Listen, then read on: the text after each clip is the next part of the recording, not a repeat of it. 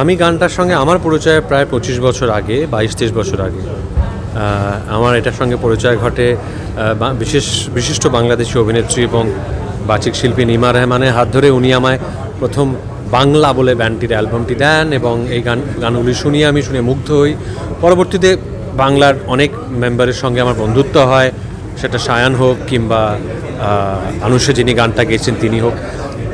তারপর থেকে এই গানটি এই বাংলাতে প্রচণ্ড জনপ্রিয় হয়, অনেককে গাইতে শোনা যায়, বিভিন্ন জায়গায় ব্যবহৃত হতে দেখা যায়। আমি নিজেও কিছু অনুষ্ঠানে বা ঘনিষ্ঠ ঘরোয়া আড্ডাতে এই গানটি গেয়েছি বহুবার। এবং এখন এই ছবিতে গানটি ভীষণ সঠিকভাবে ব্যবহার হয়েছে, কেননা সত্যি সত্যি যেরকম আমাদের মানুষদের মধ্যে একটা মানুষের মধ্যে অনেকগুলো মানুষ বাস করেন, সেরকম একটা সত্যির মধ্যে অনেকগুলো সত্যি বাস করে। সেই কথাটাই যেন গানটা প্রতিধ্বনি করছে। এবং রাপুর্ণা বলে যে মেয়েটি গেয়েছে, মেয়েটির গান আমি এর আগে ইনস্টাগ্রামে শুনেছি।